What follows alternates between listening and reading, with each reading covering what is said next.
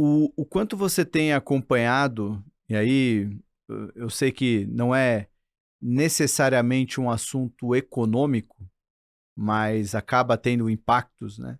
Mas toda a questão entre Estados Unidos e China, principalmente após a eleição do Donald Trump, e o quanto que isso pode trazer uma tensão maior ali entre as duas principais economias hoje do mundo e impactos no resto do mundo. Você acha que o Trump, nesse comecinho de gestão, ele já está mostrando um discurso mais ameno ou isso pode, em algum momento, aparecer contra a China e, enfim, trazer as réplicas e tréplicas que a gente imagina que pode vir? O bom de falar sobre o Trump é porque a gente conhece o Trump. Conhece o Trump porque ele escreveu na década de 80 um livro chamado A Arte da Negociação, onde ele explica exatamente o que ele faz diuturnamente como Uhum. presidente. Né? Como é que ele negocia, qual é a lógica da negociação, você fala coisas absurdas, você estica a corda, você coloca a negociação num patamar lá em cima, porque assim você consegue o melhor acordo possível, né? Isso não é segredo, né? Ele tem um livro que ele escreveu sobre isso nos anos 80. E a gente também conhece como o Trump lida com a China. O Trump, no mandato anterior, falou porque eu vou fazer, porque China, China, tinha até meme na internet, ele repetindo a palavra O China China, China. 150 vezes e tal, porque eu vou fazer, vou acontecer, porque eu vou bater na China, porque os chineses não vão se criar no meu governo. Aí depois aparece o Xi Jinping em Mar-a-Lago, na Flórida, aí ele abraça o Xi Jinping, aí diz, grande homem esse Xi Jinping, fiz um acordo com ele, porque comigo é diferente, eu sou alguém que consegue levar as coisas adiante, ao contrário dos meus concorrentes. É Donald Trump sendo Donald Trump. Né? Então, quando a gente pega a campanha, ele falou, porque eu vou colocar tarifas imensas sobre a China, o pessoal nervoso, meu Deus. Aí nos Estados Unidos o pessoal começou a importar loucamente componentes chineses, né, nas semanas que antecederam o governo do Trump, a posse do Trump, com medo, porque, pô, vai vir tarifa no primeiro dia, o Trump falou que vai vir tarifa no primeiro dia. Aí passa o primeiro dia, passa o segundo, aí ele começa a dar umas sinalizações, dar umas piscadas para a China, fala, olha, China, quem sabe, a gente pode conversar, etc.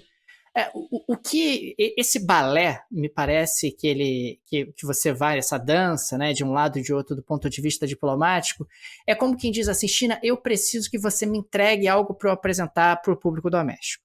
A gente entrar numa guerra aberta de forma mais contundente econômica, não é bom para ninguém, não é bom para você, não é bom para mim, né? Isso vai nos prejudicar mutuamente. Eu quero atrapalhar a sua vida, China? Quero, lógico que quero. Né? Eu quero desacelerar o seu crescimento para que você não alcance o PIB dos Estados Unidos, é lógico que eu quero. Né? O Biden falou isso no último discurso dele como presidente, a China jamais ultrapassará os Estados Unidos, jamais ultrapassará o PIB pela taxa de câmbio oficial e tal.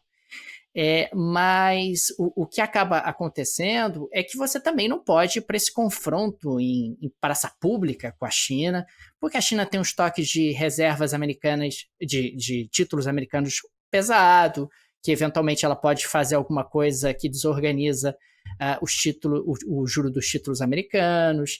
A China tem um papel no comércio com os Estados Unidos, no fornecimento importante, enfim. Você não vai entrar numa guerra aberta com a China. Então, respondendo objetivamente a sua pergunta, sim, me parece que o Trump já sinalizou uma disposição ao diálogo. Olha, China, vamos dialogar. A China não é a Colômbia. Nada contra a Colômbia, nenhum demérito à Colômbia, mas o Trump consegue falar mais grosso com a Colômbia de maneira mais prática do que com a China, porque está numa outra casinha, está numa outra prateleira, a China. Então, isso você quer tensionar, e os chineses sabem disso, sabe que o Trump está lá fazendo o discurso dele, que é popular domesticamente, deixa ele falar, não tem problema. Mas vamos negociar aqui algo um pouco mais concreto. Posso até dar algumas vitórias para o Trump, apresentar para o público doméstico, como forma justamente de impedir algo mais oneroso para as nossas economias.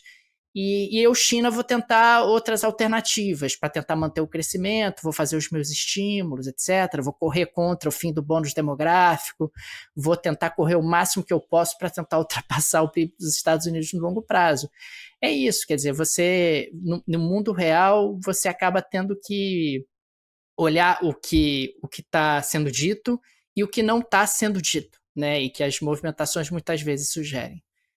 Legal você ter citado a Arte da Negociação, que eu comprei esse livro logo depois da live que a gente fez aqui com o Tony Volpon, ex-diretor do Banco Central, e ele falou exatamente isso quando ele disse, ó, você quer entender o Trump? Tem um livro que descreve o que é o Trump, então é fácil, é só ler a Arte da Negociação. Não é segredo, né? E Ele escreveu um livro, gente. tá. Não é segredo. Isso me lembra, sou palmeirense, né? Eu lembro o dia que o Palmeiras ganhou do River Plate com o Abel Ferreira.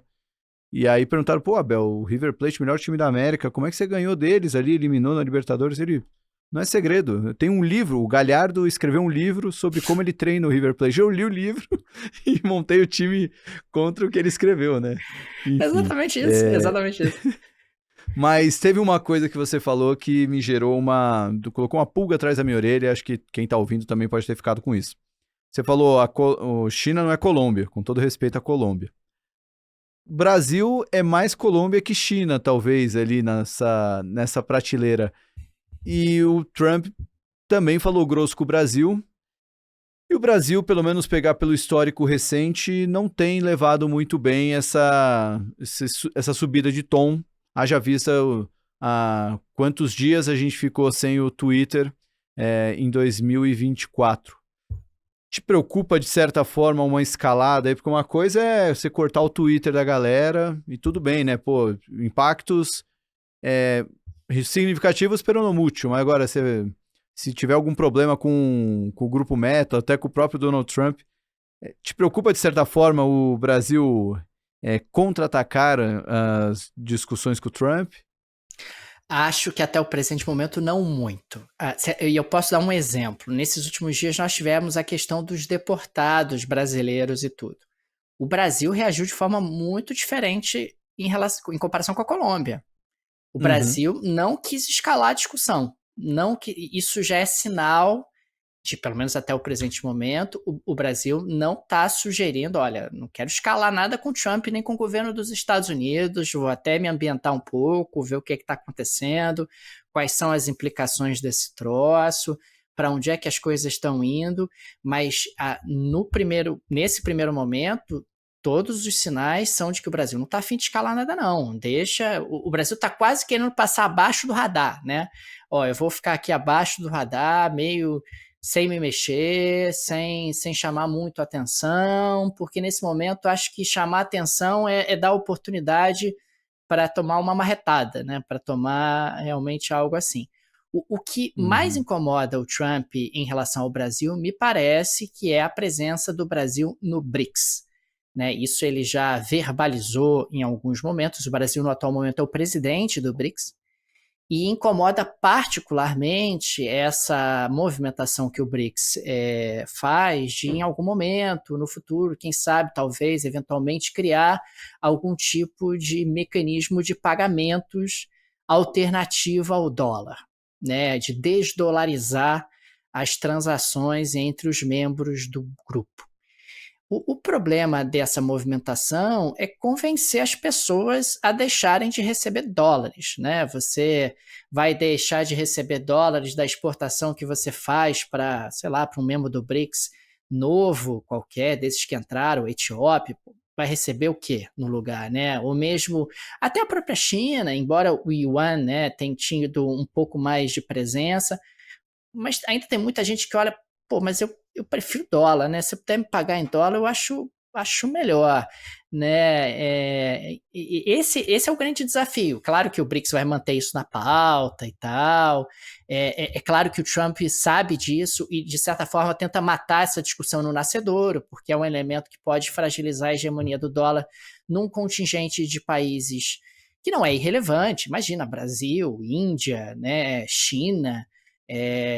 Você tem Emirados Árabes, etc. O grupo tem, inclusive, vem sendo expandido. Isso pode criar uma moda meio perigosa para os Estados Unidos, né? Um movimento de desdolarização em algum grau.